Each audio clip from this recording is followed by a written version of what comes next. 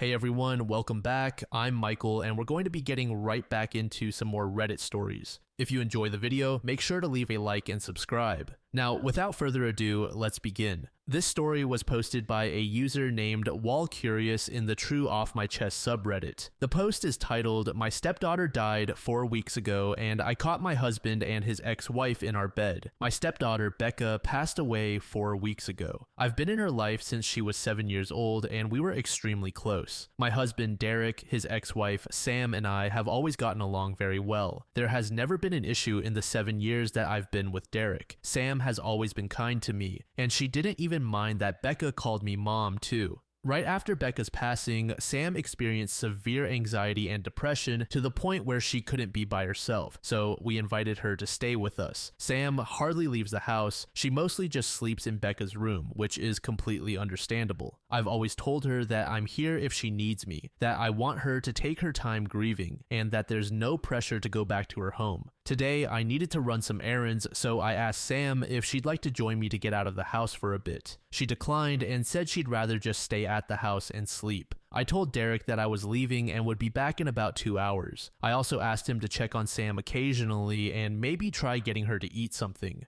After stopping at the post office, I realized I had forgotten my library book that needed returning, so I went back home to get it. As soon as I walked in the door, I heard moaning coming from mine and Derek's bedroom. I immediately knew what was happening and my heart completely broke in that moment. I wasn't sure what to do at first, but I decided to confront them. I walked into the bedroom, opened the door, and began yelling at them both. Sam started having an anxiety attack and ran to the bathroom while Derek kept apologizing profusely. I asked him what the hell was happening. He told me that he had made lunch for himself and Sam, and they began talking about Becca and sharing memories. He said that Sam ended up kissing him, he didn't pull back, and it escalated into them being intimate in our bed. They're both begging me to understand that it was grief that caused them to become intimate and that they both made a mistake. I don't know what to do. I love this man and I love Sam. I'm heartbroken that they did this to me and put me in this position. I feel so stuck." Just an absolutely tragic thing to happen. If you've been keeping up with the channel since the early days, you know my opinions on cheating are pretty cut and dry. I don't excuse it, and I think in 99% of cases, the victim should just end the relationship. Of course, I feel terrible for not only OP, but also her husband for their loss, but that doesn't make the cheating any better. In fact, OP is also grieving, yet she is managing it and dealing with these feelings in a healthy way. User Nadia said, "I understand that you love both Sam and Derek dearly, but you also need to remember to love yourself. Your husband cheated on you and Sam took advantage of your kindness and generosity. I understand they're both grieving, but this is wrong given how you are still in the picture. You are Derek's wife and you were also very close to Becca, whom Sam sees as a mother figure. Sam should have respected that and Derek should have respected you. This is harsh, but if this isn't the first time you've left them both home alone, then this might not be the first time they've been sleeping together since Sam moved in. I would highly recommend an STD test, and maybe a lawyer, but Sam definitely needs to leave." To this, OP said, "That's exactly what I was thinking. I have this strange feeling that it wasn't the first time they've gotten together since she started staying here, but I'll probably never know the truth. Good idea. I'll definitely do that as soon as possible, just in case. Thank you." User Yana Yellow said, "You're grieving yourself and you still found space in your heart to welcome Sam into your home so she wouldn't be alone. What they did was take advantage of your kindness and it was very selfish. I hope you find your way through this troubling time and I hope whatever update you bring is a good one. Love and light, hun." User Choice Intention said, "It doesn't sound like this was the first time. She's not having so much anxiety that she can't spit in your face. You tried to help her at her lowest and she turned on you. They knew you were leaving and took the opportunity. Their pain may be deeper, but you are also in pain. He should have leaned on you. This is unacceptable and he knows it. Whether or not you stay married, she needs to leave your house today. I don't think you should stay married. You can't trust him. Update. I have decided that I'm filing for a divorce. I can't ever trust him again. It sucks because we had an amazing relationship. He's always been great, so this was a complete shock to me. Last night, Derek came over to talk. He confessed to a lot. It turns out it wasn't their first time having as most people thought. They've been having sex since 3 months before Becca died. I am completely shocked and heartbroken. Sam also reached out last night and thanked me for everything I've done for her, telling me she was sorry. I didn't respond, I blocked her. I did so much for Sam and considered her a friend, so this hurts a lot, more than I can handle. This is all too much. As hard as this is going to be, I need to leave Derek and cut them both out of my life. I am ready to do so. I am done. Also, some people are saying I deserve this because I should have known better than to let Sam into our home around Derek. But you need to understand that I'm a giving person. I trust people more than I should. I truly thought Sam was an amazing person. I know it's unusual to become friends with your husband's ex-wife, but that's just how it went for us, and I shouldn't be blamed for what happened. Thank you to everyone who commented nice things and sent kind messages. You've all been helpful during this insanely difficult time, and I appreciate it. Update 2. Have I told anyone about what happened besides my mom? Yes, I've told a few friends and some family members. Most of them are supportive of my decision and aren't speaking to Derek. Where is Derek staying? Currently, he's staying at a hotel. Our friends refuse to let him stay with them. He's lost a lot of people due to his awful decision. Has he tried fighting me on getting a divorce? Yes, he begged me not to file for divorce, but when I told him I needed him to just let me go and that I was too exhausted to fight him on this, he accepted it and agreed to the divorce. Why isn't Derek staying with Sam? He told me he didn't want to continue to hurt me, so he told Sam he was done with her for good and that they had no reason to speak to each other anymore. I have no idea if that will last or if they'll just end up together, but I truly don't care what they do anymore. I just want peace. What was Derek's excuse for cheating? He told me that they just accidentally reconnected one night when I was away at my mom's. He was stressed about us not conceiving and having miscarriages, so he vented to Sam, and somehow that led to sex. Disgusting of them both, I know. Update 3. I just found out that he is staying with Sam and not at the hotel. He told me it's too expensive to stay at a hotel and that Sam is the only one who will help him right now. I had a feeling this would happen. Just knowing that they are probably still sleeping together hurts my heart. I talked to a lawyer this morning and we are proceeding with the divorce which Derek has agreed to. It's actually happening and I feel some relief that he's not fighting me on this. My mom leaves on Sunday and I'm scared to be alone. But I go back to work on Monday, so I'm hoping it will be a good distraction. I'll keep updating if anything else happens. Thank you everyone, I am so grateful for you all. Update 4. I decided to go through some of Becca's stuff today. I just found her diary in a box in the back of her closet. Would it be wrong to read some of it? I feel like it would help me feel closer to her, but part of me feels like it's wrong too. I haven't told Derek that I found it either, and I'm unsure if I should tell him. What would you do? Update 5. I figured it's been a few days, so I should give a little update. My mom is leaving in a couple of hours, so I'll be alone. I'm kind of nervous about it. She helped me stay distracted and kept me going. I don't know how I'm going to handle her being gone. I go back to work tomorrow, my first day back since Becca passed away. I'm looking forward to it though, because it'll keep me distracted. Also, I did read some of Becca's diary. It made me love her even more. She was such a sweetheart. I went back a few months and saw that she noticed some weird behavior between Derek and Sam.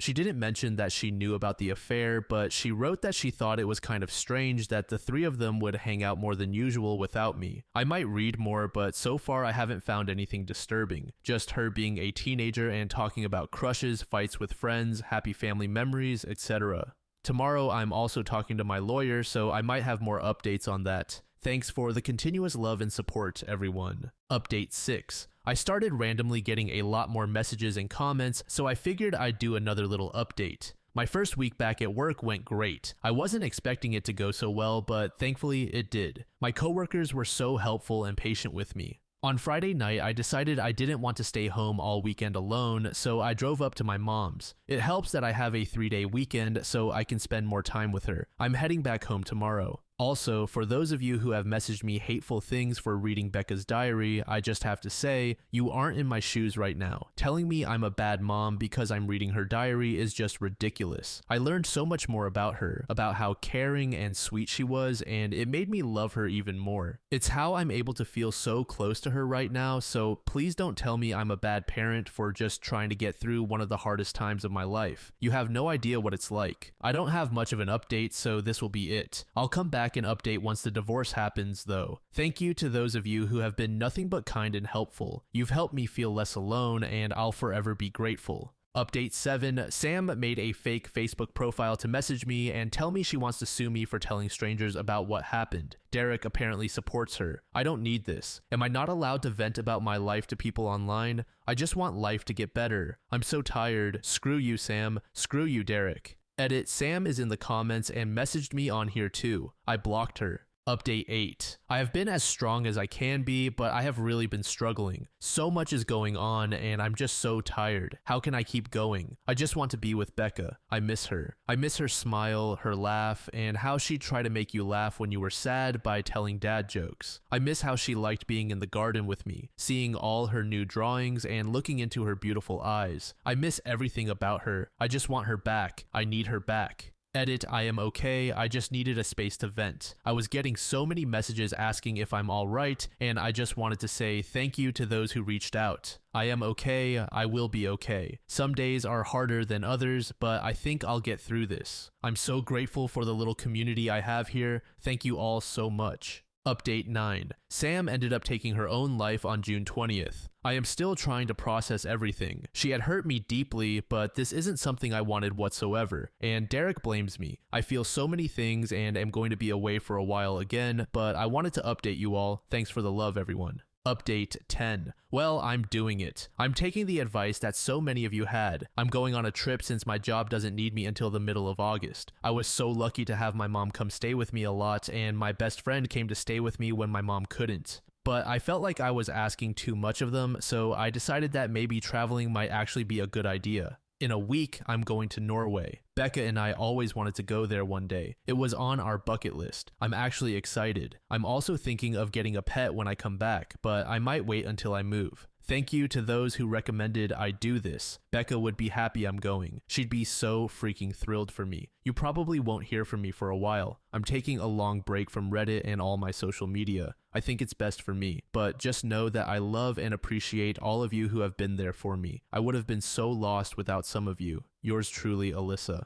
Final update. I haven't been on here in so long and I got so many messages asking me for an update, so here it is. Norway was absolutely breathtaking. I had so much fun and met some amazing people while I was there. I definitely plan on returning in the future. A couple of weeks ago was the 6-month anniversary of Becca's death. It's been hard, but it's getting easier to live everyday life. It also pains me to say that because I feel guilty for moving on and healing. I don't know if that makes sense. Maybe it does to those who have also lost someone close. I moved out of Derek and my house a month ago and got myself a cozy little place all to myself. And I got a dog. His name is Charlie and he's a darling little Cavalier Spaniel. He's been great. I absolutely love him. Also, I am officially divorced as of last week. It was a very easy divorce and I'm so happy about that. However, Derek didn't want any of Becca's things when we tried figuring out who gets what. He left it all to me. I tried hard to get him to take something because I feel like he'll regret it, but he said he didn't want anything, so I have all of Becca's stuff. I have no idea why he didn't want anything, but I have it all in the guest bedroom right now. I'm trying to figure out what to do with everything. Derek is apparently an alcoholic now and has quit his job.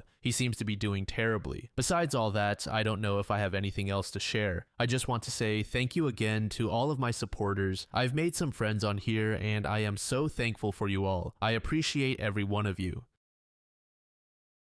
This next story was made in the same subreddit by a user named Eastside Sweets. The post is titled, "My mom explained why she's always been partial to my sister." Okay, so I have a twin sister, and if I'm being honest, our mom has always seemed more partial to her. She's always far quicker to give her hugs and compliments, and she seems a bit more emotionally distant toward me. I've noticed it my whole life, and I've tried not to let it bother me, but things finally came to a head recently. I don't really want to get into the inciting incident that started this. I told her she loved my sister more than me our whole lives and that she didn't give a shit about me. I'm still not sure why. Today, she came into my room and asked if we could talk. She said there was something she felt it was time to tell me. Then she opened up about her childhood and explained that her father abused her and that she had brothers who abused her too. This instilled a deep disdain toward men in her. She told me she's been meaning to go to therapy and get help, but it breaks her heart that she ever made me feel like she loved me less than my sister. She's been trying my whole life to get the f over it and grow up, and that it breaks her heart that I haven't had the mom I deserve.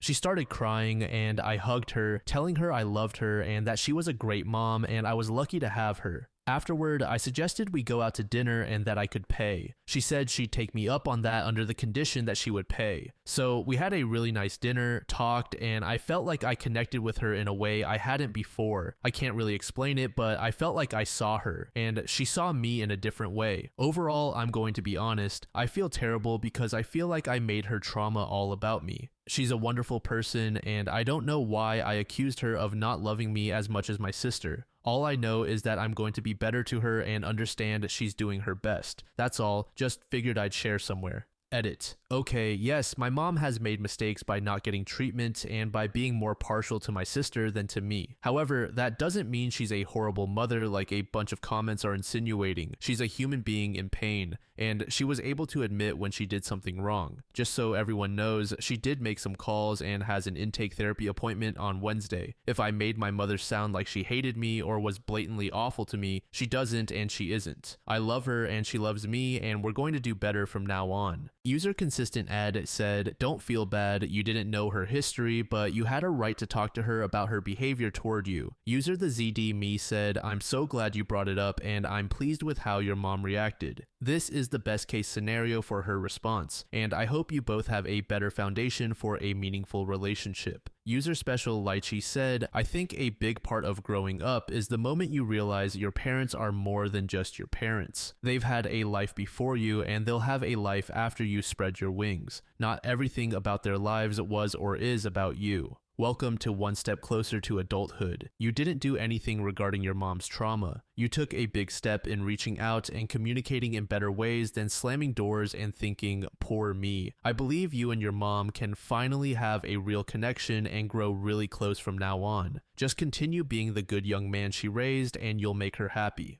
Update. So I made a post last month talking about how my mother opened up to me about why she always seemed more partial to my sister. I was going to post an update 2 weeks ago, but the Reddit app crashed and I lost the post just as I was finishing it. I rage quit and lost the drive to write another one. That being said, thank you to those who commented asking for an update. You helped bring the drive back. For those of you who haven't read my original post, to make a long story short, my mother was abused throughout her childhood by almost every single man in her life, including her father, older brothers, and some older students at school. These horrible experiences instilled a deep disdain toward men in my mother. My whole life, I always felt she connected with my sister more than me and made more of an effort to connect with her than with me. I confronted her about it recently, and for the first time, she told me what had happened in her childhood that made her more partial to women. She also agreed to get therapy to help her with her problems. Now, before I get into my update, a few things. First, people were asking about my father, and well, I've never met him. My mother has never told us about him aside from the fact that he left her to raise us all by herself at the last second. Like really, all by herself. We don't have any family members we talk to. Additionally, some people accused her of telling me the story to manipulate me and get herself a pass. And that's just not true. If you want to argue that she wasn't taking care of herself in the way she should have, then sure, you're not wrong. However, she's not abusive or manipulative like that. She's just a person in pain. Now onto the update. She goes to therapy on Monday afternoons and I've been going with her to her sessions. We get dinner afterward and that's been going well. She walked out of one session crying this month, but that's just how it goes sometimes. I've also been seeing eye to eye with my mom in a way I never have before, and I've even been getting along better with my sister. My sister has been incredibly compassionate toward both me and our mom, and sometimes intentionally leaves us alone so we can bond. Make no mistake, she is trying her hardest to connect with me. She's been asking me questions about my hobbies and engaging in them with me, and I truly believe she's a great mom. I'll close this out with an uplifting story from a few nights ago. My sister and I were watching some TV together and staying up late when we heard our mom crying in her bed. We looked at each other, neither of us knew why she was crying, but I know she's been in pain. So I went inside and without saying anything, lay down next to her on her bed. She stopped crying and seemed surprised, but then my sister came into the room and also got into bed next to us without saying a word. My mom started crying again and gave us both a hug, saying, "I love you guys." The three of us then fell asleep together. It genuinely made me feel like my sister and I were little kids again.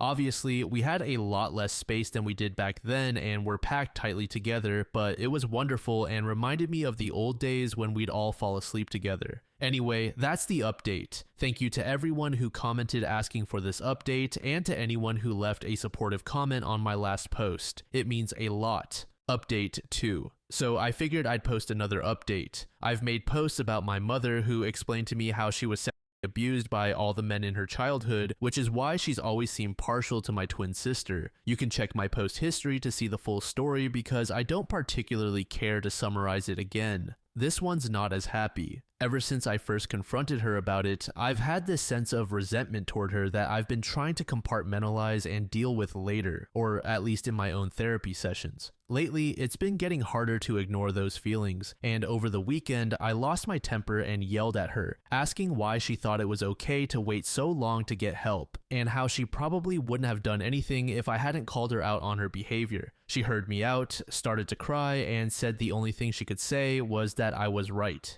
She acknowledged that I've always deserved a mom who would outwardly love me as much as my sister does, and it breaks her heart that I didn't get that kind of mother. All she could say was that she was sorry and hoped I could forgive her someday. I didn't say anything in return and just left the house. I haven't confronted her since, and I know she feels bad. The frustrating part of me feels good about that, but I also know she needs all the support she can get, so it's just a difficult situation all around. Update 3. I was thinking today and randomly remembered that a year ago I posted about telling my mom that she obviously always loved my twin sister more than me. She then explained how she grew up in a house with a father and brothers who regularly sexually assaulted and raped her, and how she projected that disdain toward men onto me. Since then, my mother, my sister, and I have been seeing our own individual therapists, and we've had several group sessions together. Today, my sister is away at college while I stayed local and go to community college. Something I mentioned in my old post was that my mom was pushing me to go away to school while encouraging my sister to stay local. Funny how that happens. Anyway, my sister is coming back home this week for the holidays, but I've honestly really enjoyed my time here with my mom. She's been making an effort lately to engage with me about the things I'm passionate about. I'm a big movie fan, so I've been showing her my favorite movies over the past few months. She's made an incredible amount of progress as well, and I'm so proud of her. We have a wonderful relationship now. It certainly wasn't always pretty over the past year, and even though the work isn't always easy, the payoff is definitely worth it. So yeah, we're doing a lot better than we were when I made that original post last year. User Wild Black Hat said, "I am happy that your life and your relationships are improving, but I can't help but feel that if a future parent has that much baggage, they should resolve it before having children or refrain from having them. It is unfair to the child." To this, OP said, "Something I forgot to include in the post. She told us a little bit about the circumstances surrounding our birth. It wasn't as awful as I had been dreading, but long story short, we were unplanned, and it sounds like she was more or less bullied into bringing us to term.